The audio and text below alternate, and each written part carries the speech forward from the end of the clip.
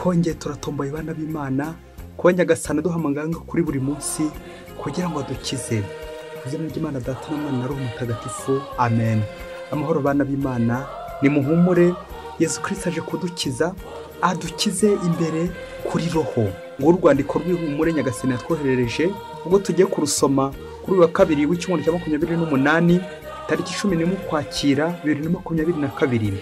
Isomo rya mbere mu Europa Mutagatifu yandikiye Abanyagalati umutwe wa 5 umurongo wa 1 kugeza ku wa 6. Bavandimwe, Kristo yaratubohoye kugira ngo tugire ubwo bwigenge. Nimwemarare rero mwirinde ko umutwaro w'ubucakara wakongera kubagonda ijosi. Ngaha ngewe Paulo ndabibabwiye, muramutse mwigenyesheje Kristo ntacyo yaba akibamariye. Nonye kandi kwerura umuntu wese wigenyesha ko agomba gukurikiza amategeko iyo ava akagera. Muzaba mwitandukanyije na Kristo rero nimushakira ubutungane mu mategeko, muzaba mwivukije neza, naho twebwe ni kubwa Roho no mu kwemera dutegereje ubutungane twizeye. Kuko ku muntu uri muri Kristo ntacyo bivuze kuba yaragenywe cyangwa atagenywe. Igifite akamaro ahubwo ni ukwemera kujyana n'urukundo. Iryo ni ijambo ry'Imana. Igifite akamaro kandi ni ukwemera kujyana n'urukundo. Zaburi ni 119. Uhoraho ubuntu bwawe ni bunsendere. Uhoraho ubuntu bwawe ni bunsendere, ungize kuko wabisezeranye. Ntungure mu kanwa ijambo ry'ukuri, kuko niringiye amateka waciye. Ndashaka gukurikiza amategeko yawe iteka ryose rizira iherezo. Nzagira ubuzima buzira inkomyi, kuko nibanda ku mabwiriza yawe. Amatangazo yawe yaranyuze, narayakunze cyane. Nerekeje ibiganza byanjye ku matangazo yawe yanyuze, maze nzazirikane ugushaka kwawe. Uhoraho ubuntu bwawe ni bunsendere. Nyagasani Yesu nabane namwe. Amagambo mu Ivanjili ntagatifu yanditswe na Luka umutwe wa 11 umurongo 37 kugeza kwa 41. Muri icyo gihe Yesu amaze kuvuga atyo, umufarizayi aramutumira. Yinjiriwe bajya ku meza. Umufarizayi abonye ko atabanje gukaraba mbere yo gufungura, biramutangaza. Ariko Nyagasani aramubwira ati, niko mwabaye mwego bafarizayi. Inkongoro n'imbehe murazisukura ndetse n'inyuma hazo, naho mwebwe imbere hanyu huzuye ubwambuzi n'ubugome. Mwabibura bwenge mwe. Imana yaremye inyuma, si yaremye n'imbere. Ahubwo nimujye mutanga imfashanyo ku byo mutunze, byose bizabatunganira. Iyo ni Ivanjili ntagatifu. Ba Kristo bavandimwe, Yesu Kristo akuzwe. Aha tugeze ni kuri buri munsi ijambo ry'Imana. Ijambo ry'Imana rikantunga, ijambo ry'Imana rikampumuriza, ijambo ry'Imana rikangira neza buri munsi. Byumvikane iyo narikurikije rirampoza, aho nari mboshye rikampoza, aho nari nihebye nuko rikampumuriza. Mu Kristo muvandimwe, buri munsi numvise ijambo ry'Imana, ujya buri gihe ukoma agatima hehe ku mutima sur la conversion. Uvuga uti, ndavanga byibuze mpinduye ingeso imwe, ndavanga byibuze mbonye ihumure, ndavanga byibuze menye Imana, ndavanga byibuze urukundo rwanjye rwiyongereye. Amen amen amen. Ngo umuhanga aravuze ati, buriya abantu benshi turwaye imitima.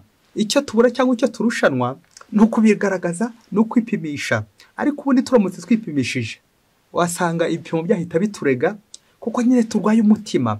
Umutima babyaye indwara y'umutima, wasanga uyirwaye wasanga nanyo nyirwaye. Aha, iyo tubonye wagiye kwa muganga ibimenyetso byagaragaye gusa ibipimo byafashe, tujya ngo niyo gusurwaye umutima, nyamara turi benshi barwaye imitima.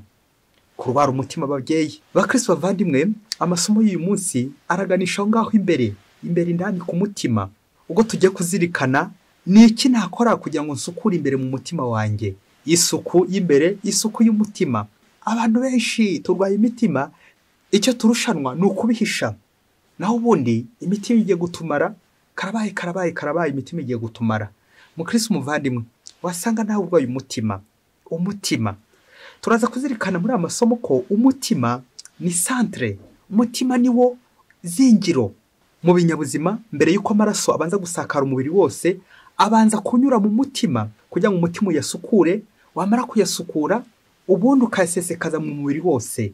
Nibwo uzasanga umubiri umerewe neza, nibwo uzasanga uyu n'uyamerewe neza. Kubera iki? Kubera ko umutima we uri gukora. Ngibi binyabuzima. Uko rero umutima ariwo centre, na niko Imana yakagombye kuba centre. Aho imbere mu gihe biology ivuga umutima w'inyama, la spiritualité cyangwa la théologie yo ivuga umutima ariyo twita umutimanama, la conscience. Ryajwe ry'imbere rikubwira riti iki ni cyiza gikore, iki ni kibi cyihorere. Umutimanama rero mpura n'Imana. Iyo rero umutimanama wanjye utakiri gukora neza, birumvikana napfuye. Umutima iyo utakiri gukora neza buryo wapfuye. Kwa muganga bameza ko umuntu yapfuye iyo ubwenge butakiri gukora ndetse n'igihe umutima utakiri gutera. Icyo gihe uba wapfuye. Nanjye rero mpfa ryari igihe nabuze Imana, igihe centre nayibagiwe. Imana niyo centre, niyo tugomba kuganaho, ndetse n'igihe tugiye kugenda ni Imana igomba gutwohereza nk'uko umutima nawo wohereza amaraso, umutima iyo nyama. Twebwe rero Imana ikatwohereza natwe hehe mu butumwa. Biradusaba rero isuku ihambaye ku mutima kugira ngo Imana ibone ahantu itura, kuko ntabwo nyir'ubutungane nyine yaturana na nyir'umwanda. Biransaba iki? Kwisukura buri gihe ku mutima kugira ngo Imana iture iwanjye. Mbega byiza kumva ko Imana ituye iwanjye, birashimishije, byaba bishimishije Imana igatura iwanjye.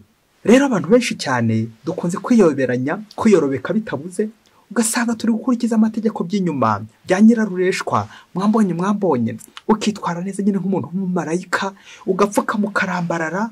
Abantu bakavuga bati dore umuntu usenga we, dore umuntu uzi gusenga, dore umuntu ukora ibikorwa by'urukundo, dore umuntu. Ariko byahebye ukajya wasanga inyuma ngaragara neza gusa, byabishashagirana. Witonde, byose si zahabu.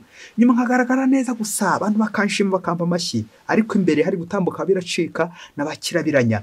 Nk'uko nshobora kuza amategeko y'Imana, nguza umunsi w'Imana, kwitabira misa z'icyumweru, amasengesho sinsibe, ariko imbere biri gucika, imbere ndwaye umutima. Ibyo ngibyo rero nta mahoro nakwibonera. Baca umugani ngo umuntu ashobora gusiga ibintu bimwirukansa, ariko dushobora gusiga ikintu kikwirukamo. Aho ngaho nyine imbere niho navugaga umutima.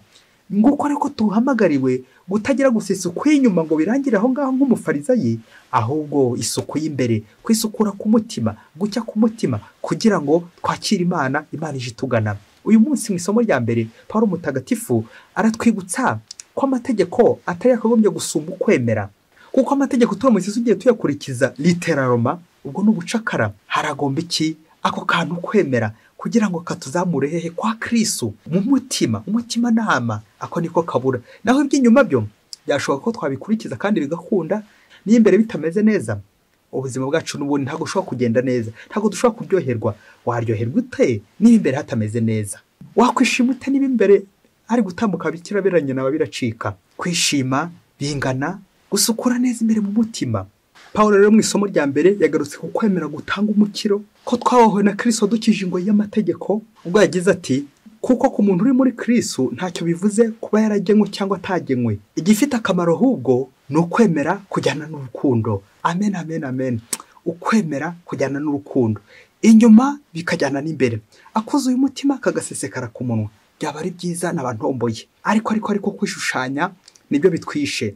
Ibyo rero bikarwaza umutima, ntibireba ku mutima, bihita birwaza mpaka kaza kurangira nyine bamwe bashobora kwiyahura, depression, ibikomere, agahinda, imbere hagashira. Rero natwe hamwe n'ubu muririmbyi wa Zaburi dusabe Nyagasani tugirire ubuntu.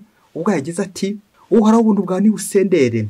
Amen. Twatabarwa n'Imana yonyine, kuko niyo gusa dushobora guhungiraho, dushobora kuganaho nka centre, nk'umutima ku mubiri, maze natwe tukagana Imana, kuko niyo soko y'ibyiza. Bityo Imana tukayinjiza iwacu hahandi hasukuye hameze neza. Muri Evanjiri naho Yezu Kristo turamwumva atumiwe n'umufarizayi. Abafarizayi ngo bajya batumira Yezu, kandi koko Yezu akitabira ubutumire, kwibwiriza ngatumira Yezu. Kabane n'ubwo iwanjye byaba biri gucika, kabane n'ubwo naba tutari kumvikana na Yezu, ngibwiriza ngasenga. Umufarizayi rwose nabyo ni intambwe ndende, ni intambwe yindi ateye. Gutumira Yezu ntiyarabe ko baza no kujya impaka. Rero twumvise uburyo bagiye impaka kubyerekeye n'imigenzo y'inyuma, bo bagatsimbara ku migenzo y'inyuma, ko ariyo igomba kubaranga kwihanagura, kwisukura, gukaraba inyuma. Ariko Yezu akaba no kubereka ko ibyo by'inyuma ntacyo bivuze mu gihe imbere hatameze neza. Gusukura imbere, Yezu rero yimirije imbere isuku y'umutima, ibitekerezo byiza mu mutima wanjye bigasohokamo, ibyifuzo byiza. Apana kwihangishaho nyuma ibintu by'amategeko gusa, imico karande, ahubwo imbere yanjye hameze gute? Ibyo nibyo Yezu Kristo abwiye umufarizayi ubwo bari basangira. ariko nagize amatsiko njye muri iri somo. Ubwo se ko bakomeje bajya impaka, uri ko bakomeje basangira, apeti yari ikiri aha ngaha? Ibaze nanjye nibaze. Aha ntabwo dushaka gutinda kuri iyi apeti yo muri iyi nzu y'umufarizayi hamwe na Yezu yatumiye Yezu, ahubwo turifuza gutinda cyane cyane kuri Yesu ko Yezu ashaka kutugaragariza.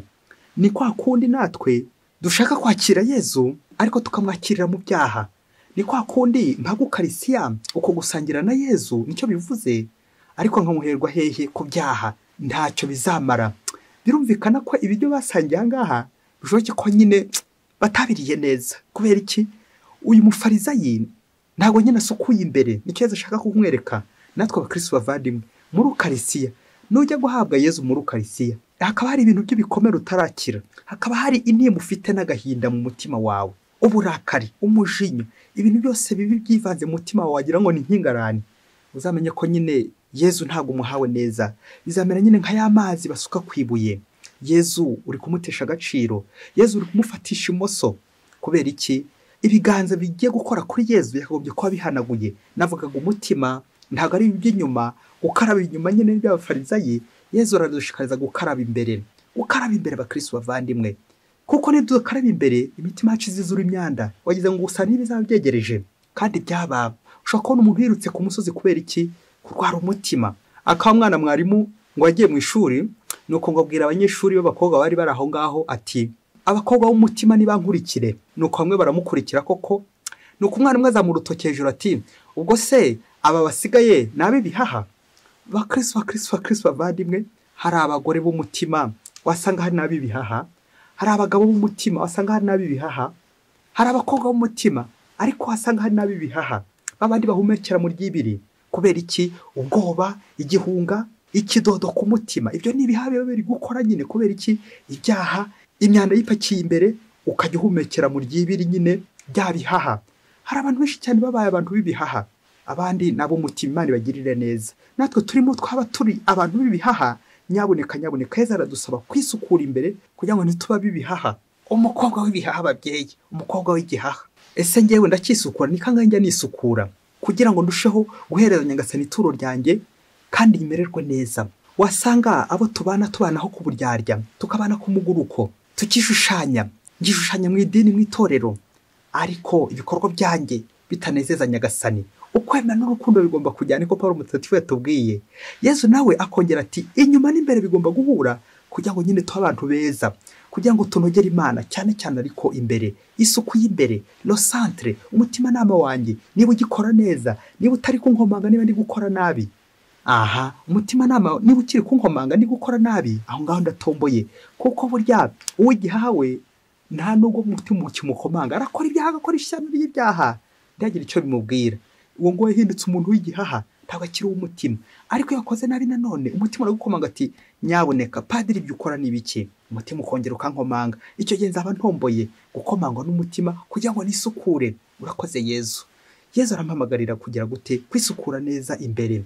Akamvuga umuhanga yagize ati, abantu benshi burya turwaye imitima, icyo turushanwa no kugenda tubihisha, camoufler, dukina za kashe, uburyarya, kugenda ducengana.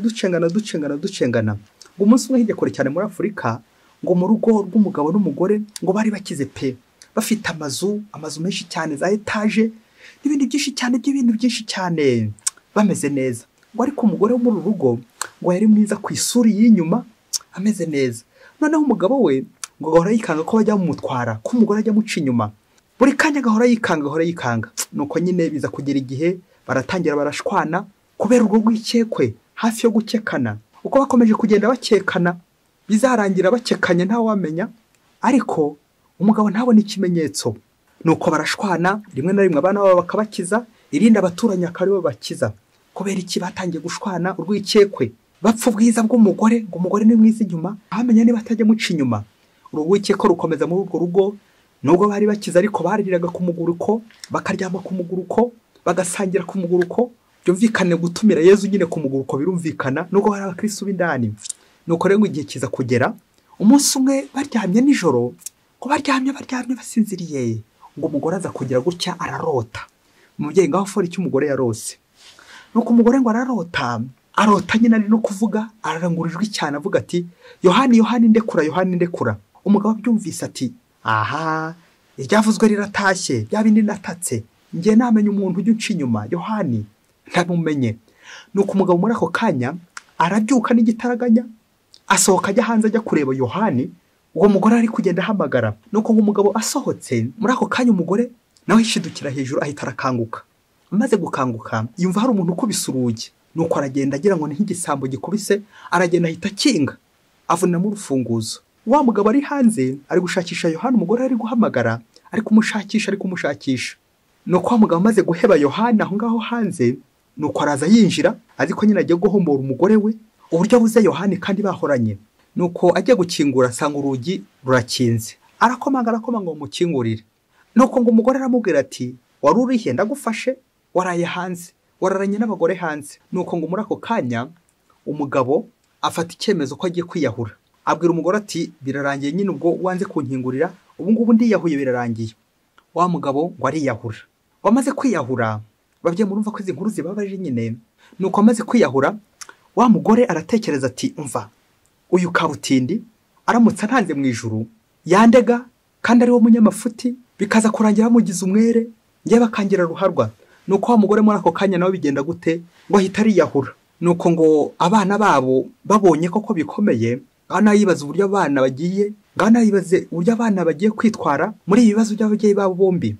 Nuko abana baze kubona uburyo ababyeyi bari babayeho, nuko baravuga bati ubundi se ko ari twe twabakizaga, twahoraga tubakiza, buriya nibagera mu ijuru ntibaza n'ubundi kongera kurwana. Nuko ngo babana nabo bariyahura. Ngo babana bamaze kwiyahura, murumva ababyeyi ibintu biri kubera ahangaha, abaturanyi ngo nabaje gutabara, baravuga bati ubundi ko ari twe twadusanzwe dukiza aba bantu, abana babo bamaze no kwiyahura, nabo twafatikanyaga urugamba, ubu koko bizarangire tutarebye iyi filime finale yayo, ngo nabo bahita biyahura.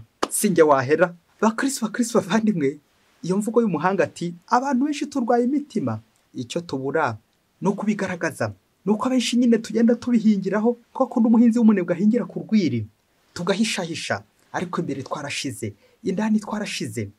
Depression, agahinda, imitima. Ngana kurura ifoto y'uru rugo uburyo rubayeho mu rwikekwe, buri wese ashaka gukeka undi. Niya mvugo igira iti umutinda arota icyo ashonje. Mukristo umuvandimwe, burya n'inzozi zifite uburyo zigenda zigaragaza abantu, ariko nanone bikagombera kuzisesengura. Ese uyu mugabo wumvise izi nzozi ahise ashyira mu bikorwa koko ngo Yohani ndamufashe noneho? Ariko mukristo umuvandimwe, nurota ujye ubicaho akarongo ibyo warose, kugira ngo nibucya ubwenge bwagarutse ku murongo, ubundi utangire usesengure ubuzima urimo. Burya ibyo uri kurota bishobora kukwereka ubuzima uri kunyuramo bwa kashe cyangwa ubuzima bwiza nyine, n'inzozi zabikwereka, ariko bisaba ubushishozi. Nanone bakristo bavandimwe, ni kangahe wo tubana mukina umukino bita kashe, ngakina amacenga sinakubeshya, ubundi bikaza kurangira urugo rusenyutse rwose, bamwe bagiye hanze, abandi biyahuye, abadukikije biyahuye, bikaza kurangira ya ma etage twaryamagamo, bya bikorwa twari dufite, ya mitungo twari dufite, tubuze n'ubu tuyisigera kubera iki? Indwara z'umutima. Ababyeyi, imitima iraturembeje, abantu bafite agahinda, abantu bafite uburakari, abantu bafite ibyo byose bitagenda neza, umwanda mu mutima wabo. Kera kabaye nawe uziyahura, niba ko kudafasha igihe ngo wisukure, witunganye, ugaragara ukuri, akoze uyu mutima nyine gasesekare ku munwa. Niba udashobora kwigaragaza uko bikwiye, uramenye ntacyo uzageraho. Isuku y'umutima, isuku y'imbere, uwo tubana koko uko mugaragarira inyuma binaba ari byo by'imbere, aho kurirwa buri gihe nkeka, bizarangira dushobora no gukekana. Babyeyi, abantu benshi turwaye imitima. Reba naho ko gahinda k'uwo mugore muri ubwo rugo uhora ku rwikekwe, reba agahinda k'uwo mugabo none uhora ku rwikekwa, ahora akeka, bizarangira yiketse. Reba agahinda k'abo bana bahora mu nduru, bahora basimbuka imitego buri kanya. Reba agahinda k'abaturanyi. Ibyo byose ni imitima turwaye, abantu barwaye uburakari. Papa Francisco yaravuze ati muvandimwe, nujya kuryama ujye ukora umwitozo bita kwipakururamo ikibi, kwipakuramo uburakari, ukipakuramo ingeso mbi, ibintu byose yagiye gutambukaho ku manywa ubyipakuramo, kugira ngo nijoro bitaza gukuremereza ubwonko, bikazarangira urwaye umutwe udakira, umutima bikazarangira ubaye umuntu w'igihaha, umugore w'igihaha. Kubera iki? Kutipakurura imyanda yose, abagusitaye ngaho urabitse, abakwabaje ngaho urabitse, uwakubwiye nawe urabitse, uwagututse urabitse. Ese uri ingarani mubyeyi? Kwipakurura buri munsi babyeyi, buri munsi wambabaje, ntiyaba ari umwanya wo kugenda mbika, reka njugunye ibintu byose by'imyanda biri iwanjye, ngo ho kwipakurura, maze mbona isuku y'umutima ikwiye, maze nanjye isengesho ryanjye nditure Nyagasani, nemye ntacyo nikanga, nta rwikekwe, uwo tubana ntakanyikeke, nananyikeka bizaba ari ukumbeshyera. Iryo tegeko ndamutse ryubahirije, nabaho neza, ndi inyangamugayo, merewe neza, nishimye, kuko nyine kwishima nyine no gusangira na Yezu, ngahabwa Yezu umutima mwiza usukuye. Njya gusoreza ku buhamya bwa Bikira Mariya Kibeho, ubwo yabazaga ibibazo mu ibonekero ku wa 29 z'ukwezi kwa 10 1993, ubwo yatugiriye inama agira ati, aho gushishikare kubonesha amaso y'inyuma y'umurimbo, mushishikare kubonesha amaso y'umutima. Nuko Bikira Mariya arongera abaza ati, muri yuhagira? Arongera ati, nabazaga niba mwaka penetensiya. Amen, amen, amen, amen. Mubyeyi Bikira Mariya urakoze gutwibutsa ko akenshi tutaba dusukuye, ko bamwe tutiyuhagira, kandi turi abakristo b'indani, dukere ngo kwakira Yezu, tukamwakira nk'umufarizayi mu nzu yacu, bikaza kurangira nyine zibaye impaka z'urudaca, za mpaka nyine zishobora gukurwa nuko nyine umwiryane impaka, kuko mu buzima bwacu nyine tutakira Yezu mu mutima mwiza. Mubyeyi w'Imana Bikira Mariya, muri uku kwezi kwaguhariwe, ukwezi kwa rozari, natwe duhe kwakira umwana wawe neza, mu mutima mwiza ufite isuku, duhabwa penetensiya, kwitunganya, tugororokera Imana ndetse na bagenzi bacu buri munsi, bityo imitima yacu irangabire Nyagasani, ikere gusingiza izina ry'umwana wa Yezu Kristo, we ubaho agategeka iteka ryose. Amen. Mboneyeho kubararikira ikiganiro nimusabe Nyirimyaka yohereza abakozi mu mirima ye, cyatambutse ejo kwa mbere saa 3 za mu gitondo, ahangaha kuri buri munsi. Bityo twese amasengesho yacu dusabe Imana ngo yohereza abakozi mu mirima ye, benshi kandi beza. Ohereza Nyagasani muri kiliziya yawe abakozi b'intungane. Amen, amen. Mwese Imana ibahe umugisha. Imana Data na Mwana na Roho Mutagatifu. Amen. Padiri Masumbuko Ladislas wa Diyosezi ya Cyangugu.